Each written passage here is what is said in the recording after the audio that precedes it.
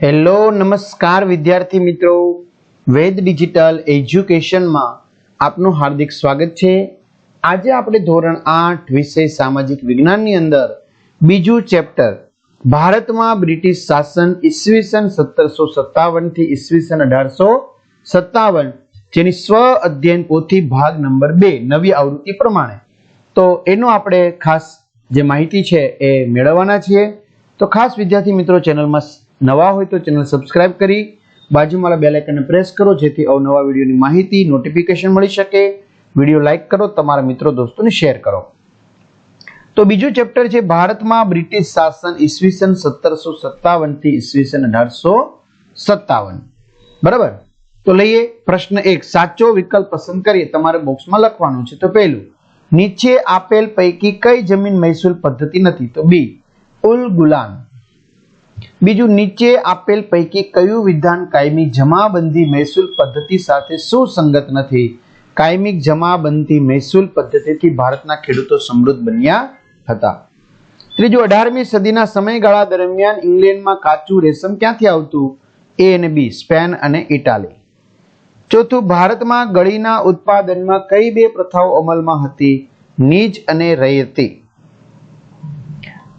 પાંચમું, ઝારખંડ રાજ્યમાં કઈ જનજાતિના સમૂહો રેશમના કીડા ઉછેરતા હતા? સંથાલ। બિરસા મુંડા દ્વારા અંગ્રેજો સામે કઈ ચળવળ ચલાવાઈ હતી? ઉલ ગુલાન ચળવળ। ભારતમાં થતી ગળી સંદર્ભે નીચે પૈકી યોગ્ય વિકલ્પ પસંદ કરો। તો એ અને બી બંને ખરા છે, એટલે ગળીનો છોડ ગરમ પ્રદેશોમાં થાય છે।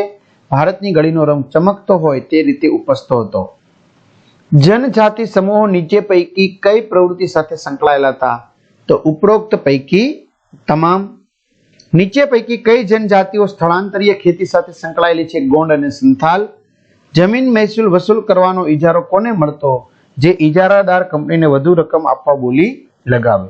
વિદ્યાર્થી મિત્રો, આ સિવાય તમારે સ્વ અધ્યયન પોથીના તમામ વિષયના વિડીયો જોવા હોય, બરાબર, આ સિવાય તમારે પાઠ્યપુસ્તકના તમામ વિડીયો જોવા હોય જેમાં શિક્ષકો દ્વારા વ્યવસ્થિત રીતે સમજાવવામાં આવ્યું છે, તો આપણી વેદ ડિજિટલ એજ્યુકેશન નામની એપ્લિકેશન ગૂગલ પ્લે સ્ટોર કે જ્યાંથી ગેમ ડાઉનલોડ કરો છો તો ત્યાં જઈને અત્યારે ડાઉનલોડ કરો, જેમાં બધા જ વિષયના પાઠ્યપુસ્તકના પ્રકરણની સમજૂતીના વિડીયો, સ્વાધ્યાય અભ્યાસની સમજૂતીના વિડીયો, વિષય પ્રમાણે મટીરિયલ, પરીક્ષા માટે ઉપયોગી અસાઇનમેન્ટ, પરીક્ષાના પેપરો, જિલ્લા વાઇઝ પેપરો, એકમ કસોટીની સમજૂતીના વિડીયો પીડીએફ, સ્વ અધ્યયન પોથીની સમજૂતીના વિડીયો પ્લસ પીડીએફ, આ બધું જ તમને વેદ ડિજિટલ એજ્યુકેશન નામની એપ્લિકેશન ગૂગલ પ્લે સ્ટોર ઉપર જઈને ડાઉનલોડ કરી અને મેળવી શકશો। જેમાં તમારું ઓપન કરશો એટલે પેજ ખુલેમાં મમ્મી પપ્પાનો મોબાઈલ નંબર નાખી સેન્ડ ઓટીપી કરો, 4 આંકડાનો ઓટીપી નાખશો એટલે પેડ કોર્સમાં જુદી જુદી પીડીએફ મળશે, એક્ઝામ પેપરમાં પેપરો મળશે, 3 થી 12 માં 3 થી 12 ધોરણના વિડીયો મળે, તમારું ધોરણ પસંદ કરી વિષય પસંદ કરી પાઠવાઇઝ વિડીયો જોઈ શકશો, અથવા તો શાળા મિત્રમાં ધોરણ પ્રમાણે વિષય પ્રમાણે પાઠવાઇઝ વેદ ડિજિટલના વિડીયો નિહાળી શકશો। જમીન માલિકને અન્યાય કરતા રૈયતવાળી પદ્ધતિનું નીચેનામાંથી કયું લક્ષણ ન હતું? ખેડૂત 2 વર્ષનું મહેસૂલ એક સાથે આપી શકતા। બિરસા મુંડા દ્વારા જન આંદોલન દરમિયાન કરવામાં આવેલ હાકલમાં નીચે પૈકી કયા વિધાનનો સમાવેશ થતો નથી? વર્તમાનમાં જીવવું। સંથાલ જાતિના સમૂહ માટે નીચેનામાંથી કયું વિધાન લાગુ પડતું નથી? તેઓ બ્રિટિશ સેનામાં મહત્વની ભૂમિકા ભજવતા।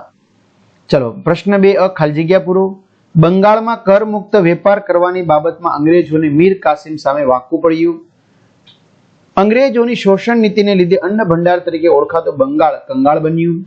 રૈયતવાળી મહેસૂલ પદ્ધતિ મુંબઈ અને મદ્રાસ પ્રાંતોમાં લાગુ કરાઈ હતી।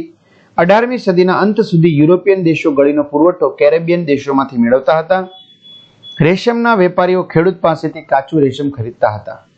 પ્રશ્ન 2b, મને ઓળખો, હું કોણ છું? તો બ્રિટિશ સરકારે મને પૂર્વના રાષ્ટ્રો સાથે વેપાર કરવાનો એકાધિકાર આપ્યો હતો। East India company. હું પશ્ચિમ ભારતનો મહત્વનો વેપારી પાક છું, કપાસ। મહાલવાળી પદ્ધતિમાં મહેસૂલ વસૂલ કરવાની જવાબદારી મને સોંપાઈ હતી, ગામના મુખી। અમે છોટા નાગપુરની આસપાસ રહેનારા જનજાતિ સમૂહો છીએ, મુંડા। હું બિરસા મુંડાનો પિતા છું, સુગના મુંડા।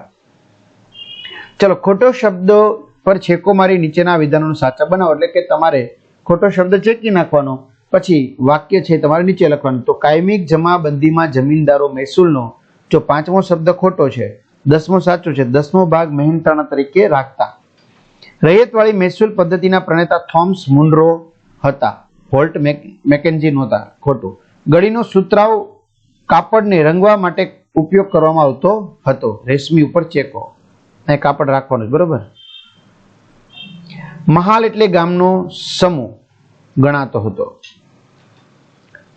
બિરસા મુંડાએ વૈષ્ણવ ધર્મના પ્રચારક સાથે પણ કામ કર્યું હતું. પ્રશ્ન 3, નીચે આપેલા પ્રશ્નોના 1-2 વાક્યોમાં જવાબ લખો. પેલું, કાયમિક જમાબંધી મહેસૂલ પદ્ધતિમાં જમીનદારની શું ભૂમિકા હતી? તો કાયમિક જમાબંધી મહેસૂલ પદ્ધતિમાં જમીનદારો ખેડૂતો પાસેથી મહેસૂલ ઉઘરાવી એ રકમ સરકારમાં જમા કરાવતા. ઈસ્ટ ઇન્ડિયા કંપની ભારતમાં કેવા બજારો પર પોતાનો ઇજારો સ્થાપવા ઈચ્છતી હતી? તો ઈસ્ટ ઇન્ડિયા કંપની ભારતમાં ખરીદ વેચાણના બજારો પર પોતાનો ઇજારો સ્થાપવા ઈચ્છતી હતી. ભારતીય ગળીની માંગ શા માટે વધવા લાગી? તો કેરેબિયન દેશોમાં ગળીનું ઉત્પાદન ઘટવાથી યુરોપના દેશોમાં ભારતની ગળીની માંગ વધવા લાગી. ગળીના ઉત્પાદનની રૈયતી પ્રથામાં શું વ્યવસ્થા હતી? તો રૈયતી પ્રથામાં ખેડૂત પોતાની જમીન પર ગળીનું ઉત્પાદન કરતો અને ગળી તૈયાર થાય ત્યારે તે બાંધ્યા ભાવે કારખાનેદારને વેચતો, ફિક્સ ભાવે. ટૂંકમાં બ્રિટિશ શાસન દરમિયાન ભારતના મહત્વના વેપારી પાકો કયા કયા હતા? તો બ્રિટિશ શાસન દરમિયાન ભારતના મહત્વના વેપારી પાકો મુખ્યત્વે ગળી, કપાસ, કાચું રેશમ, અફીણ અને મરી હતા. પશુપાલન સાથે કઈ કઈ જનજાતિઓ સંકળાયેલી હતી? પશુપાલન સાથે વનગુજર, લબાડિયા, ગદી અને બકરવાલ જનજાતિઓ સંકળાયેલી હતી. આદિવાસી જનજાતિ સમૂહો કયા 2 પ્રકારની ખેતી સાથે સંકળાયેલા હતા? આદિવાસી જનજાતિ સમૂહો સ્થળાંતરીય ખેતી અને સ્થાયી ખેતી સાથે સંકળાયેલા હતા. ઈસ્ટ ઇન્ડિયા કંપનીએ જનજાતિ સમુદાયોના મુખિયાઓની સત્તા ઉપર કાપ શા માટે મૂક્યો? તો ઈસ્ટ ઇન્ડિયા કંપનીને જનજાતિ સમુદાયોનો વિકાસ ભયરૂપ લાગતા મુખિયાઓની સત્તા ઉપર કાપ મૂક્યો. બિરસા મુંડાએ મુંડા જનજાતિ સમૂહોને શેની આકલ કરી? દારૂ પીવાનું છોડી દો, ઘર અને ગામની સફાઈ રાખવી, ડાકણ, જાદુ, કળામાં વિશ્વાસ ન રાખવો અને એક જગ્યાએ રહીને ખેતી કરવાની હાકલ કરી. મુંડા જનજાતિ સમૂહે કોની સામે ચળવળ મજબૂત બનાવી? તો મુંડા જનજાતિ સમૂહે દીકુઓ અને યુરોપિયનો સામે ચળવળ મજબૂત બનાવી. ચાલો, વન ગુજર લબાડિયા, તેમાં શું આવશે? ગાય ભેંસ પાળતા. ગદ્દી અને બકરવાલ ઘેટા બકરા પાળતા.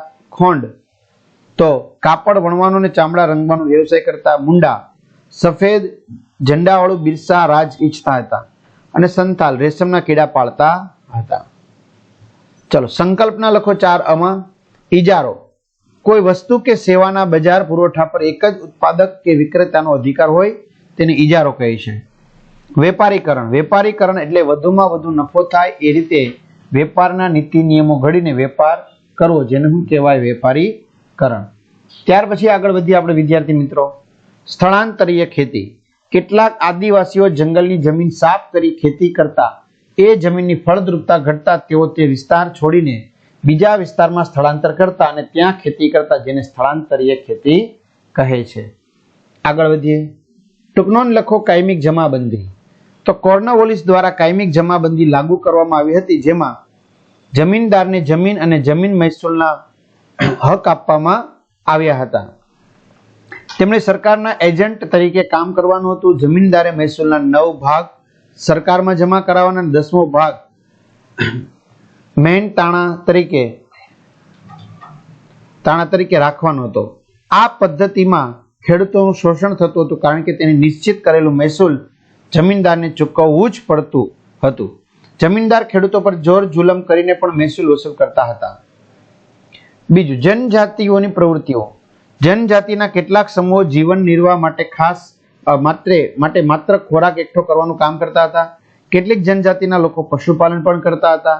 ખોંડ સમુદાયના લોકો ટોળીઓ બનાવી સમૂહમાં શિકાર કરતા, તેમજ જંગલોમાંથી ફળ, કંદમૂળ, ઔષધિઓ અને જડીબુટ્ટીઓ એકત્ર કરી સ્થાનિક બજારમાં વેચતા. ખોંડ જનજાતિના લોકો કાપડ અને ચામડાના રંગકામ માટે કસુંબી અને પલાસના ફૂલો વેચતા. કેટલીક જનજાતિઓ ખેતી પણ કરતા હતા. ઉલ ગુલાન ચળવળ, અંગ્રેજ સત્તાના હિમાયતી શાહુકાર, જાગીરદાર, જમીનદાર દ્વારા થતા આદિવાસીઓના શોષણના વિરોધમાં ઉલ ગુલાન ચળવળ થઈ હતી. તેનું નેતૃત્વ બિરસા મુંડાએ કર્યું હતું. આ આંદોલનની વ્યાપક અસર દક્ષિણ બિહારના છોટા નાગપુર વિસ્તારમાં લગભગ 400 માઇલના વિસ્તારમાં હતી. ઉલ ગુલાન ચળવળ દરમિયાન બિરસા મુંડાને પકડીને જેલમાં પૂરવામાં આવે છે. ઈસવીસન 1897માં જેલમાંથી મુક્ત થયા, પણ બિરસાએ ફરી ચળવળ ચલાવીને ઈસવીસન 1900 બિરસાને અવસાન થવાથી ઉલ ગુલાન ચળવળ મંદ પડી. પ્રશ્ન છે, નીચે આપેલા પ્રશ્નોના મુદ્દાસર જવાબ આપો. જેમાં પેલું, અન્ન ભંડાર તરીકે ઓળખાતું બંગાળ શા માટે કંગાળ બન્યું? તો જમીનદારો ખેડૂતોનું શોષણ કરતા હતા, આથી ઉત્પાદન થાય કે ન થાય તો પણ ખેડૂતોએ જમીનદારને નક્કી કરેલું મહેસૂલ તેને આપવું પડતું. જમીનદારો ખેડૂતની જમીન ખરીદતા ખેડૂતો જમીન વિહોણા ખેતમજૂરો બની ગયા. અંગ્રેજ સરકાર ખેડૂત કે તેની ખેતીનો વિકાસ થાય એવા કોઈ પગલાં ભર્યા નહીં.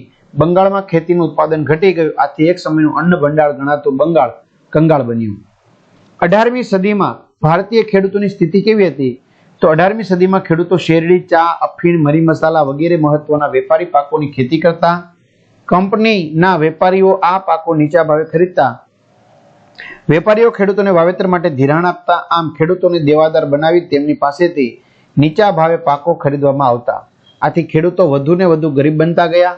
ગરીબ ખેડૂતોની જમીનદારો ખરીદી લેતા, પરિણામે ઘણા ખેડૂતો જમીન વિહોણા ખેત મજૂર બની ગયા. ત્યાર પછી બ્રિટિશ શાસન દરમિયાન જનજાતિ સમૂહો કેવી પ્રવૃત્તિઓ કરતા હતા?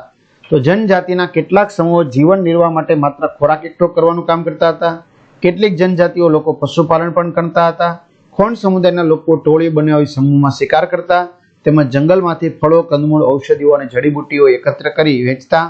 ખોંડ જનજાતિના લોકો કાપડ અને ચામડાના રંગકામ માટે કસુબી અને પલાસના ફૂલો વેચતા અને કેટલીક જનજાતિઓ ખેતી કરતા હતા. સ્થળાંતરીય અને સ્થાયી ખેતી વિશે ટૂંકમાં લખો. સ્થળાંતરીય ખેતી, કેટલીક જનજાતિના લોકો જંગલોમાં વૃક્ષો અડધેથી કાપીને તે જમીન ખુલ્લી કરીને ત્યાં ખેતી કરતા. એક વખત પાક ઉગાડ્યા પછી તેઓ ત્યાંથી બીજી જગ્યાએ સ્થળાંતર કરતા, એટલે બીજી જગ્યાએ આ રીતે ફરીથી ખેતી કરતા. તેને સ્થળાંતરીય ખેતી કહેવામાં આવતી. સ્થાયી ખેતી, કેટલીક જનજાતિના લોકો એક જ જગ્યાએ રહીને ખેતી કરતા હતા, જેને સ્થાયી ખેતી કહેવામાં આવતી. ચલો, નીચે આપેલા શબ્દ ચોરસમાંથી બ્રિટિશ શાસન દરમિયાન ભારતમાં રહેલી વિભિન્ન જનજાતિઓના નામ શોધીને લખો. તો ખોંડ જનજાતિ, બરાબર, કોલ, ત્યાર પછી સંથાલ, ભીલ, બોક્સ બનાવેલા છે, વન ગુજર છે ને, ગોંડ, મુંડા, કોયા, બરાબર. તો આવી રીતે, તો આ રીતે વિદ્યાર્થી મિત્રો સરસ મજાની સ્વ અધ્યયન પોથીની આપણે વાત કરી, બરાબર. તો આવી જ વસ્તુ મેં કીધું એમ તમારે તમામ વસ્તુ જોતી હોય તો આપણી વેદ ડિજિટલ એજ્યુકેશન નામની એપ્લિકેશનમાંથી પ્રાપ્ત થશે. તમારા મિત્રો દોસ્તોને જાણ કરજો. ચેનલમાં નવા ચેનલ સબસ્ક્રાઇબ કરજો. ત્યાં સુધી રાખીએ. અસ્તુ. જય હિન્દ, જય ભારત.